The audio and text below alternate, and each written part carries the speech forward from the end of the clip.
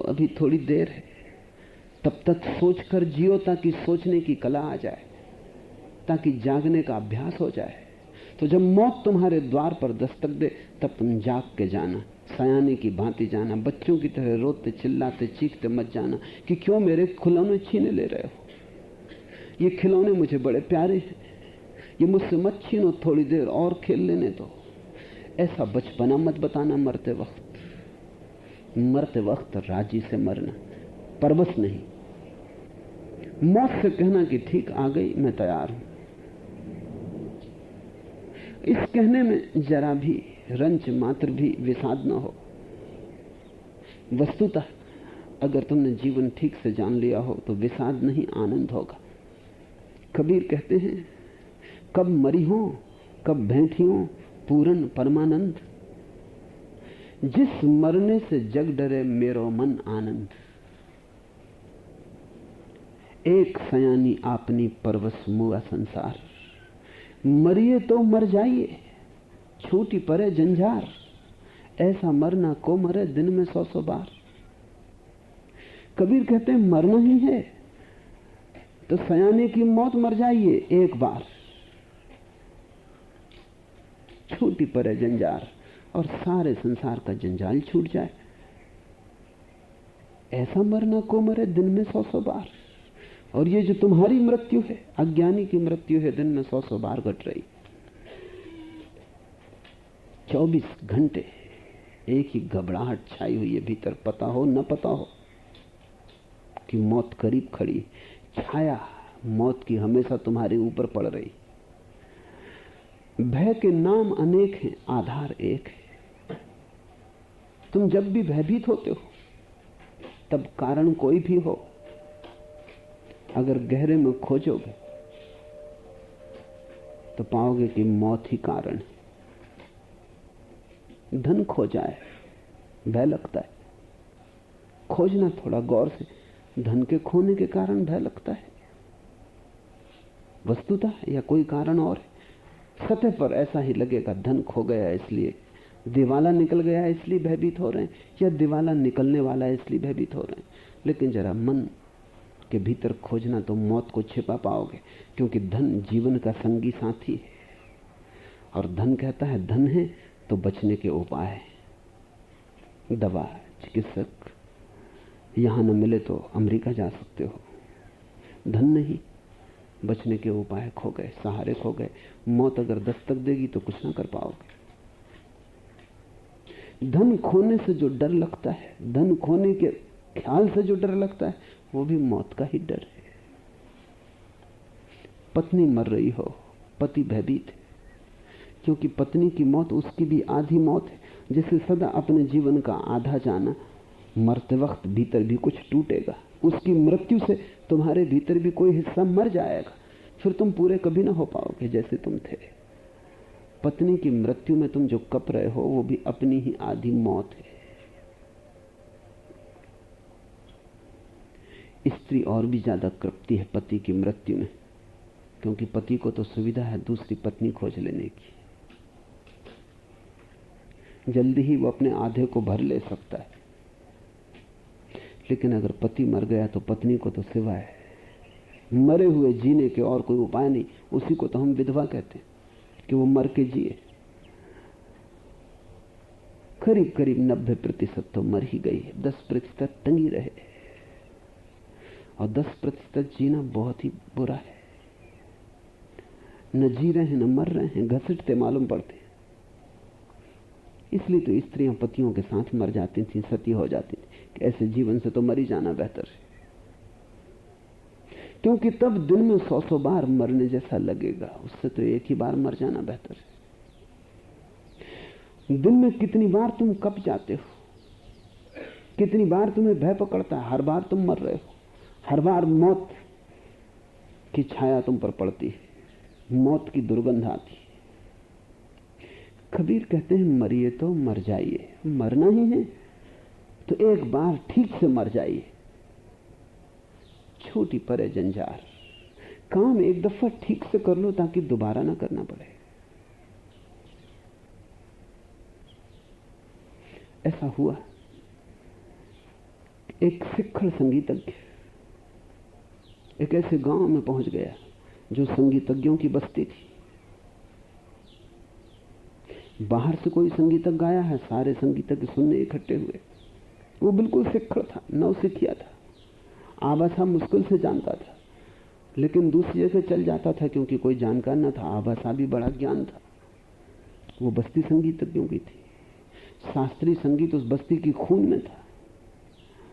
उस आदमी ने पहला ही अपना राग छेड़ा।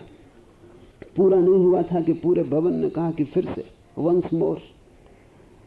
वो आदमी समझा कि बड़े प्यारे लोग हैं और बड़े संगीत प्रेमी, जैसा सुना था वैसा ही पाया। उसने फिर गाया, लेकिन हाल फिर चिल्लाया कि फिर से। ऐसा कोई 7-8 बार हो गया, तब उसका गला भी टूटने लगा। चिल्ला चिल्ला के थका जा रहा है, मरा जा रहा है। आखिर 8वीं बार उसने कहा कि भाइयों, तुम्हारे प्रेम से बहुत कृतकृत्य हुआ, लेकिन अब क्षमा करो, अब वंस मोर मत कहो, क्योंकि अब मेरा गला टूटा जा रहा है। तो हाल से आवाज उठी कि जब तक ठीक से न गाओगे तब तक गाना ही पड़ेगा। वो समझ रहे थे कि प्रशंसा में लोग चिल्ला रहे हैं फिर से। वो गांव जानकार था। वो गांव कह रहा था जब तक ठीक से न गाओगे, गला टूटे टूट जाए, लेकिन राग ठीक से गाना पड़ेगा। तुम संसार में बार बार भेजे जा रहा है, यूं मत सोचना कि बड़े मूल्यवान हो, कि परमात्मा तुम्हें बार बार भेजता है संदेश वाहक की तरह। जब तक ठीक से न गाओगे तब तक बार बार आना पड़ेगा। ये बार बार आने को तुम सौभाग्य मत समझना, ये दुर्भाग्य है। भेजे जाते हो बार बार क्योंकि तुम पूरे होके नहीं लौटते।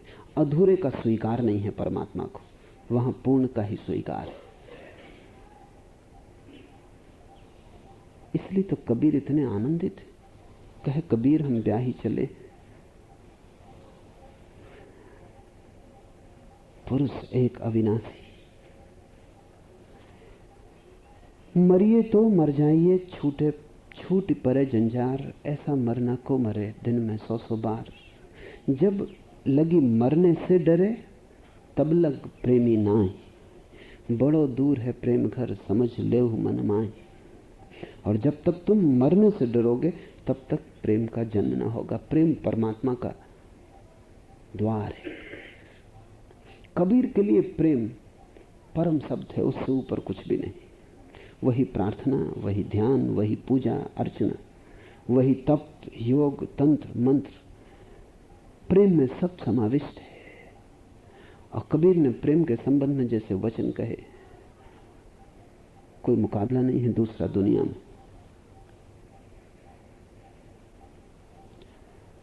आगे तुम समझ पाओगे कि प्रेम की ऐसी महिमा कभी किसी और ने नहीं गाई। प्रेम साधना का सार तत्व है। जब लग मरने से डरे, तब लग प्रेमी नाई, बड़ो दूर है प्रेम घर, समझ लेऊ मन माई। बहुत दूर है प्रेम का घर, इसे ठीक से समझ लेना, क्योंकि तुमने जो अब तक प्रेम के नाम से जाना है वो झूठा सिक्का है। वो प्रेम है नहीं, वो प्रेम के नाम पर कुछ और है। 1000 चीजें हो सकती, प्रेम भर नहीं, क्योंकि जिसने प्रेम जाना उसने तो परमात्मा को जान लिया। जिसने प्रेम को पहचाना उसे पहचानने को कुछ बाकी न रहा। जिसका घट प्रेम से भर गया उसकी मृत्यु आखिरी हो गई, फिर कोई जन्म नहीं। प्रेम का पाठ जिसने सीख लिया है, संसार में आने का कोई कारण न रहा। सीख गया राग प्रेम का। जब लग मरने से डरे, तब लग प्रेमी नाई। और इसलिए परमात्मा के द्वार पर तुम्हें मिटने की तैयारी करनी पड़ेगी। तुम परमात्मा को पाना चाहते हो और अपने को भी बचाना चाहते हो, ये चालाकी न चलेगी। लोग मुझसे पूछते हैं परमात्मा को खोजना है, मैं उनसे कहता हूं तुम ये बात ही मत करो, तुम ये चर्चा ही मत उठाओ। तुम तो यही पूछो कि अपने को कैसे खोएं। परमात्मा को खोजने की बात ही फिजूल है। उस चर्चा में पढ़ने का कोई सार नहीं है, कोई अंत भी नहीं है। तुम तो इतना ही कहो कि हम अपने को कैसे मिटाएं। जिस दिन तुम मिट जाओगे तुम पाओगे वो प्रेमी द्वार पर खड़ा है।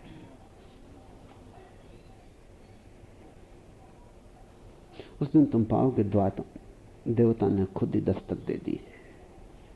और तुम अपने को रहते उसे खोज ना पाओगे, इसलिए कितना ही खोजो। जाओ मंदिरों में, मस्जिदों में, काशी और काबा, भटको गुफाओं में, करो त्याग, तप, योग, तुम उसे ना पाओगे।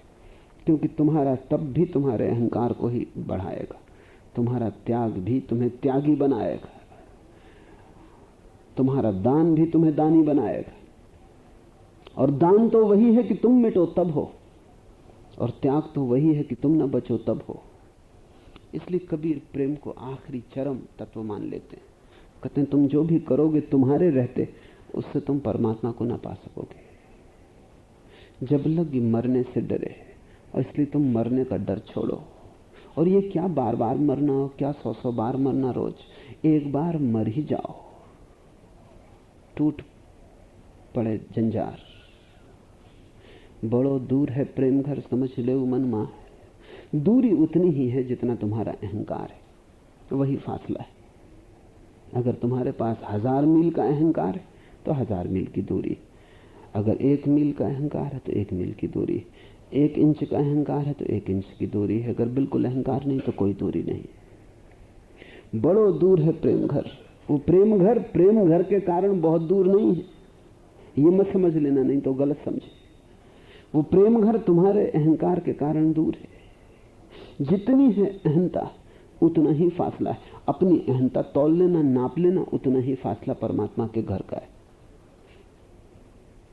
उसे खोजना नहीं है, इस फासले को ही कम करना है। इसलिए अगर तुम चाहो तो घर बैठे तुम परमात्मा के मंदिर में प्रविष्ट हो सकते हो। कबीर ने कहा, न गए, न खोजा, न भटके, अपने घर ही रहे और पा लिया। कहीं जाने का कोई सवाल नहीं है, क्योंकि यात्रा पथ जैसी कोई चीज नहीं, तुम्हारा अहंकार ही है। तुम उसे लेके भटकते रहो तीर्थों में, कुछ भी ना होगा। एक नाथ तीर्थ यात्रा पर गए,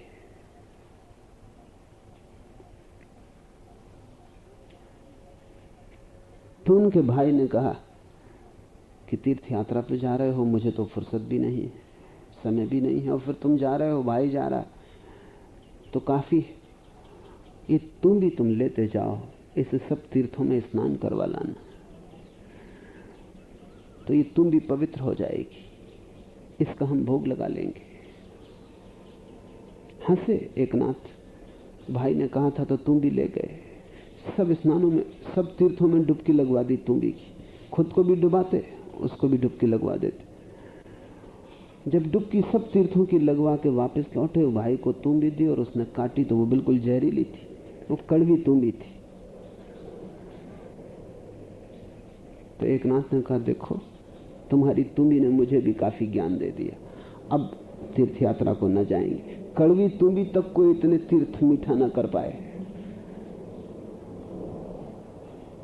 तो खुद को डुबाने से भी क्या होगा। अगर भीतर कड़वाहट है, तुम्बी की कड़वाहट न गई तो अपनी कड़वाहट कैसे जाएगी। अब फिजूल हुए तीर्थ, अब उसकी खोज यहीं करनी होगी। जब तक तुम्हारे भीतर कड़वाहट है, वो अहंकार है, वही तो जहर है। कोई तुम भी इतनी कड़वी नहीं हो सकती जितने कड़वे तुम हो, और तुम भी तक हरा देती है तीर्थों को। तुम तो हरा ही दोगे। तुम मंदिर में जाओगे, तीर्थ में जाओगे, तुम ही रहोगे, तुम ही वापस लौटोगे। डर तो यह है कि तुम और सड़ के वापस लौटो, क्योंकि तीर्थों से लौट के तुम तीर्थयात्री हो जाओगे, हाजी, तब और मुसीबत होगी, तब अकड़ और घनी हो जाएगी। धर्म से भी तुम अहंकार ही इकट्ठा करते हो। जब लग मरने से डरे तब लग प्रेमी ना है। मरो, मिटो, एक ही पाने का उपाय है, तुम खो जाओ। और तब एक बड़ा क्रांतिकारी वचन है, बुद्धों को भी चौंका दे। सुन्न मरे अजपा मरे, अनहद हु मर जाए, राम सने ही न मरे, कह कबीर समझाए। वेद कुरान बाइबल सब चौंक जाएंगे। कबीर खतरनाक है। सत्य को कहने की उनकी आकांक्षा इतनी प्रबल है कि बिना चिंता किए, बिना सोचे कि किन हितों को आंच लगेगी, वो सीधी बात कह देते हैं। वो कहते हैं शून्य मरे। बौद्धों ने कहा है जब तुम शून्य को पालोगे तब पा लिया। जब तुम शून्य हो जाओगे, शून्य की अनुभूति होगी तब पा लिया। कबीर कहते हैं शून्य भी मरेगा। अजपा मरे। नानक ने कहा है, सिख मानते हैं कि जब अजपा की उपलब्धि हो जाएगी, ऐसा जप मिल जाएगा जो तुम नहीं करते, जो अपने आप हो रहा है। ओंकार का नाद, वेदों ने जिसकी गरिमा गाई है,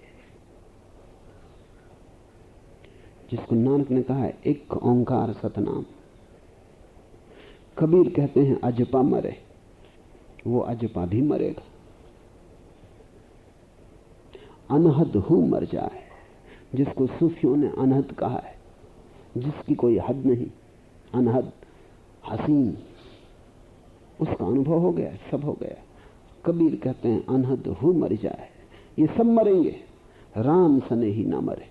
सिर्फ जिसने प्रेम को पा लिया परमात्मा के, वही नहीं मरता, कह कबीर समझाए। इसे थोड़ा समझना चाहिए, क्योंकि ये वक्तव्य बड़ा गहन है और बड़ा विद्रोही वक्तव्य है। क्या अर्थ है? शून्य मरे अजपा मरे, अनहद हु मर जाए। क्योंकि शून्य का भी अनुभव होगा ना। तुम शांत हुए, तुम समाधिस्थ हुए, तुमने जाना कि परम शून्य हो गया सब। शून्य भी अनुभव होगा। तुम तो अलग होगे, जानने वाला अलग होगा, जो जाना जा रहा है वो अलग होगा। शून्य भी एक विषय होगा जानकारी का। कौन जानेगा कि शून्य हो गया? कौन पहचानेगा कि शून्य हो गया? तुम पहचानने वाले दूर ही खड़े रहोगे, द्वैत बना रहेगा, और जहां तक द्वैत है वहां तक मृत्यु। इसलिए कबीर कहते हैं शून्य भी मरेगा। परम बुद्धों ने भी वही कहा है। बौद्ध संप्रदाय नहीं समझ पाया, परम बुद्धों ने भी वही कहा है। परम बौद्ध भिक्षु हुआ लिंची, ज्ञान को उपलब्ध हो गया, ऐसा उसे लगा, शून्य छा गया, विचार शांत हो गए, कोई मन न रहा। भागा हुआ गुरु के द्वार पर आया और उसने कहा कि मैं शून्य हो गया हूं। गुरु ने कहा शून्य को भी बाहर फेंका, यहां शून्य वगैरह की कोई जरूरत नहीं।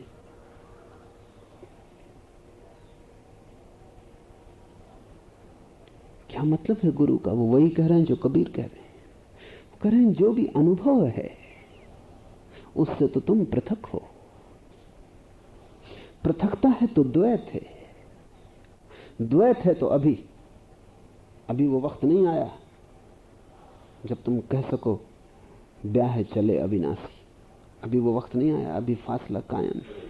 शून्य है और तुम हो, जानने वाला है और जाना जाने वाला है, सब्जेक्ट और ऑब्जेक्ट है। शून्य मरे अजपा मरे। कौन सुनेगा ओंकार के नाद को? तुम ही सुनोगे।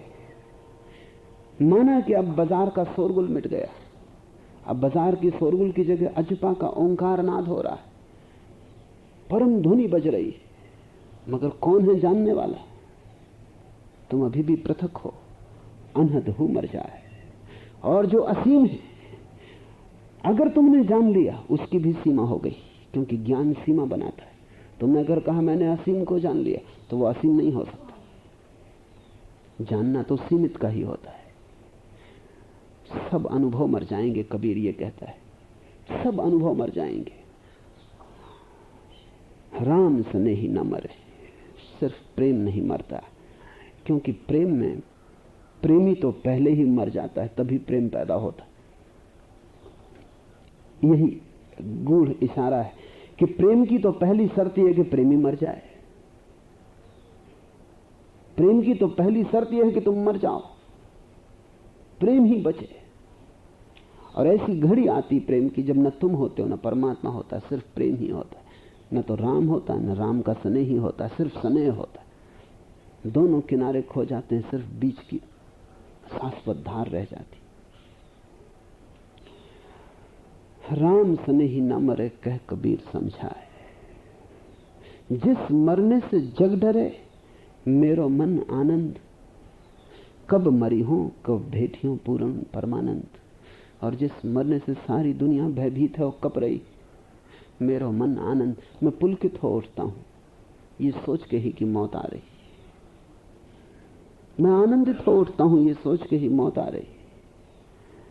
जिसने जीवन के सत्य को पहचान लिया वो आनंदित होगा कि छूट रहा जंजाल, कि व्यर्थ का उपद्रव समाप्त हो रहा, कि बच्चों का खेल जा रहा, कि अब मैं उस योग हुआ जहां से वापस लौटती ना होगी, जहां से मैं वापस ना फेंका जाऊंगा। जीसस ने कहा है, एक मछुआ फेंकता है अपने जाल को जल में, पकड़ता है मछलियों को, छोटी मछलियां जाल से अपने आप निकल जाती, बड़ी मछलियां पकड़ी जाती। जीसस ने कहा कि तुम भी जब तक बड़ी मछली ना हो जाओगे तब तक परमात्मा हर बार जाल फेंकेगा, तुम फिर संसार के सागर में निकल जाओगे। कबीर कहते हैं, जिस मरने से जग डरे मेरो मन आनंद। वो जाल परमात्मा का आने वाला है, मौत। तुम्हें मौत लगती है जीवन का अंत, कबीर को मौत लगती है परम जीवन का प्रारंभ। तुम डरते हो क्योंकि सोचते हो जीवन अंत होगा, कबीर आनंदित है क्योंकि यही परम जीवन का क्षण, जिस द्वार की अनंत जन्मों से प्रतीक्षा की वो मंदिर करीब आ रहा है। ये जो शरीर का थोड़ा सा फासला है ये भी गिर जाएगा, फिर कोई फासला न रहेगा। जिस मरने से जग डरे मेरो मन आनंद, कब मरी हूं कब भेंटियों पूर्ण परमानंद। कब मरूं और कब मिलन हो। मृत्यु मिलन है उनके लिए जिन्होंने जीवन को जाना, मृत्यु उनके लिए परम सौभाग्य है। मृत्यु की घड़ी ही उनके लिए मिलन की घड़ी है। कह कबीर हम ब्याही चले, मृत्यु उनके लिए मृत्यु नहीं विवाह है।